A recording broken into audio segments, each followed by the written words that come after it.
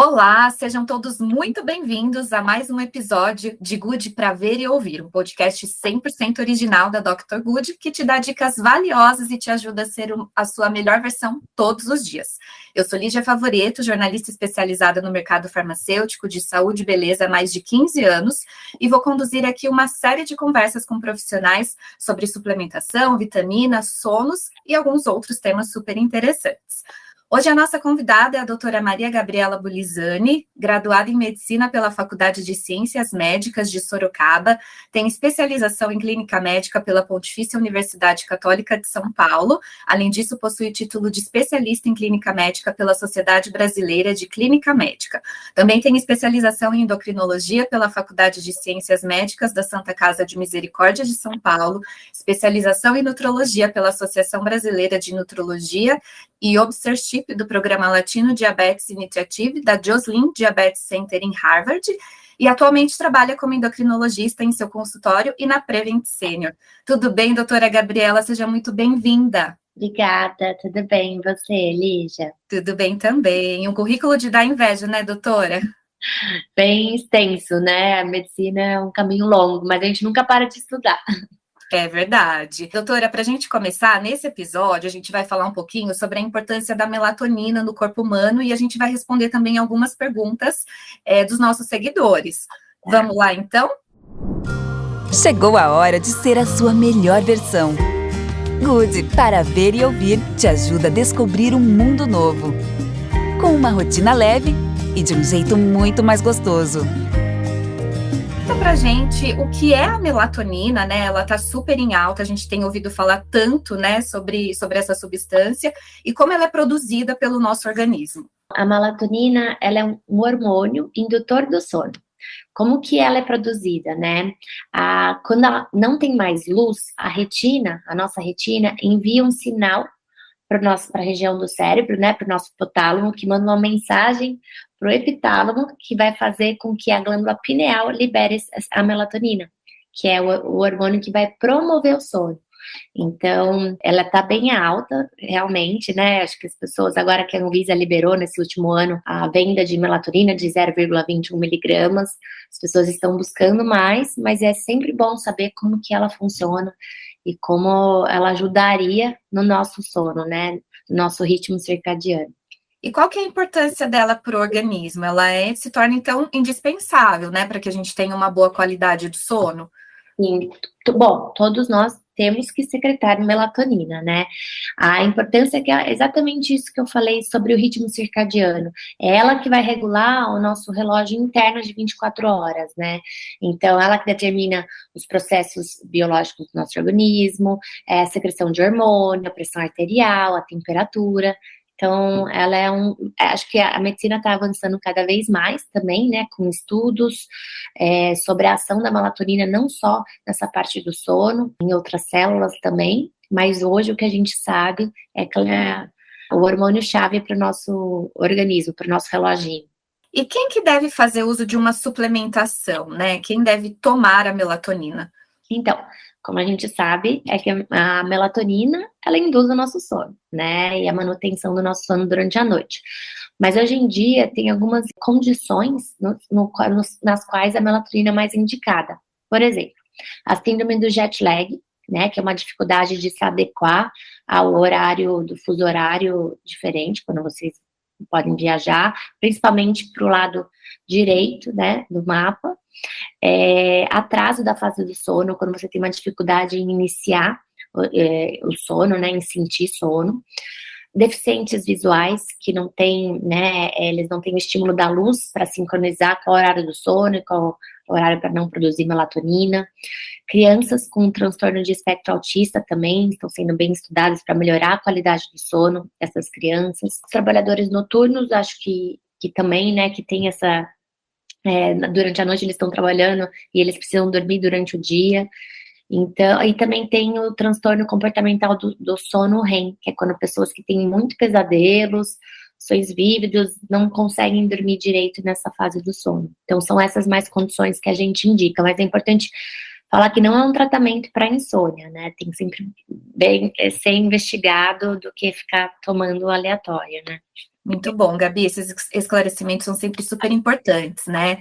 E existe uma dose recomendada para quem vai fazer uso da suplementação?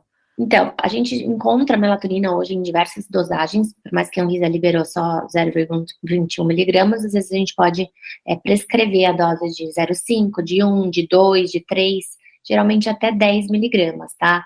Mas a dose de melatonina que é capaz de simular a nossa produção natural do hormônio é de 0,1 a 0,5 miligramas por dia. E se não houver resultado, a gente pode ir aumentando progressivamente a dose, até 3, 5 miligramas. Mas o que a gente mais recomenda, melatonina em torno de 1 a 2 miligramas, 1 hora ou 2 horas antes de ir para a cama, né? Para aliviar os sintomas de jet lag que eu falei, geralmente a gente recomenda melatonina de 3 miligramas e começar no dia anterior da viagem. E continuar, né? Não só no dia da viagem, mas umas 2 a 5 noites seguidas, quando estiver viajando. Certo, doutora. E essa suplementação de melatonina, como que ela atua especificamente no organismo? A principal função dela é causar o sono? A principal função que a gente conhece hoje, até hoje em dia, né? É isso, é um sinalizador do sono. Ela avisa para o nosso corpo que é hora de ir para a cama. Então, ela ajuda no início do sono, mas não na manutenção. E o pico que a gente vê da melatonina acontece no início da madrugada. E juntamente nessa hora, a temperatura do corpo cai, coincidindo com a maior propensão do sono nessa hora. E para os usuários aí de melatonina, tem muita gente, né, usando também, sem ter uma recomendação adequada. Se por acaso a pessoa toma uma dosagem maior, né, do que o recomendado, do que aí a Anvisa está propondo como ideal, tem algum problema? Então, a melatonina a gente sabe que é uma substância com baixa incidência de efeitos colaterais. Quando geralmente ocorre é quando tomam doses excessivas, né, acima de 5 miligramas, ou se tiver tomar melatonina com alguma presença de substâncias que a gente não sabe que tem na fórmula, né? Mas os efeitos colaterais mais relatados que a gente observa é dor de cabeça, aumento de incidência de pesadelo, às vezes enjoo, tontura, uma sensação de ressaca, né, de estar dopado no dia seguinte, sonolência durante o dia e elevação até do nível de prolactina a gente já observou também. Teve relatos de crianças que tomaram doses excessivas também de melatonina e apresentaram crises convulsivas. Então, é sempre importante, né, ter uma atenção maior às crianças que tomam. Com certeza, doutora. Além do que o paciente traz, né, como queixa, existe algum exame que possa ser feito para medir essa qualidade do sono dele? Quais os protocolos que devem ser seguidos?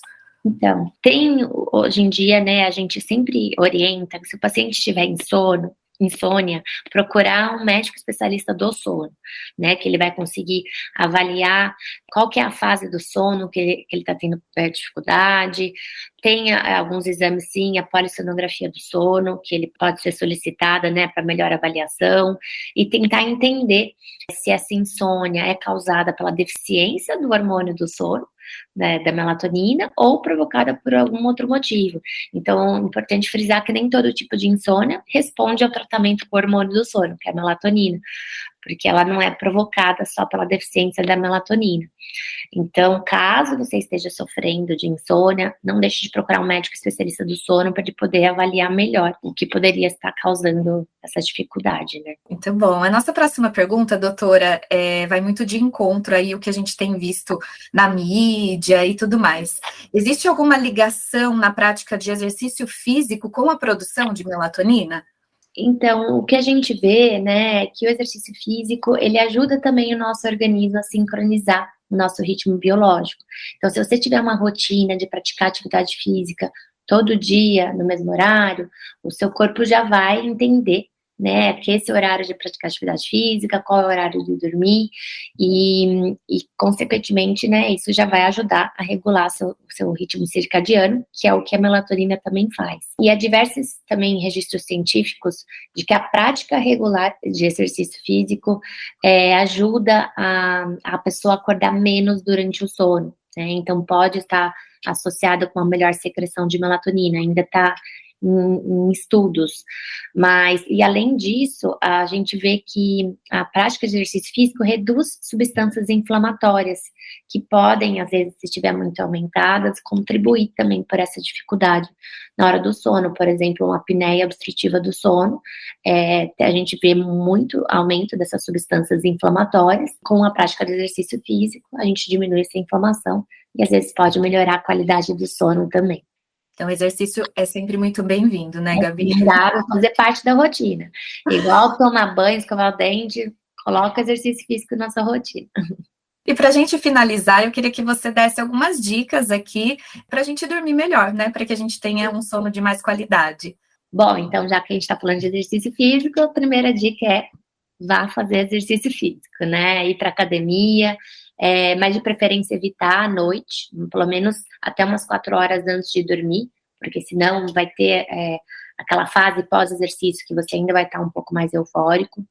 Quando você estiver à noite, é legal indo dormir, ter o ritual do sono que a gente fala, né? Então, às vezes ligar um difusor com óleo essencial de lavanda, que relaxa bastante, desligar a TV, desligar o celular, porque essa luz aqui do computador, da televisão, ela pode prejudicar a própria secreção de melatonina, porque ainda a retina não vai avisar, né, que está na hora dela ser secretada. Ter um quarto confortável, bem escuro, né, porque qualquer luz pode atrapalhar. Inclusive, isso é até importante frisar. Se você deixar, né, a janela um pouquinho aberta, de manhã, quando você for acordar, você já vai acordar junto com o sol também. E isso você vai regular o seu ritmo circadiano também. E, assim, fazer exercícios de respiração, que pode ajudar bastante também. Colocar, às vezes, no YouTube, meditações guiadas. Acho que é isso. Se for ler, né, ler livro com luz mais baixa. Acho que são dicas, assim, para vocês começarem a praticar antes de dormir, que é difícil hoje em dia em tempos de meios eletrônicos, né, celular, sempre todo mundo deixa o celular do lado da cama, tenta deixar em outro ambiente, sem ser do lado, e é respirar fundo e entender que é hora de dormir. Muito bom, Gabi, super obrigada por trazer todas essas informações tão valiosas aqui pra gente. O nosso bate-papo de hoje vai ficando por aqui. Obrigada, Gabi, pela participação. Obrigada a vocês pelo convite, é um prazer estar aqui. E qualquer dúvida, fico à disposição também. Muito bom. Sigam as redes sociais de Dr. Good e acompanhem os próximos episódios. Você que está ouvindo pelo Spotify pode conferir também no YouTube. E você que está vendo pelo YouTube pode ouvir também pelo Spotify. Até a próxima, pessoal. Podcast Good para ver e ouvir. Um oferecimento de Dr. Good. Disponível no Spotify e YouTube.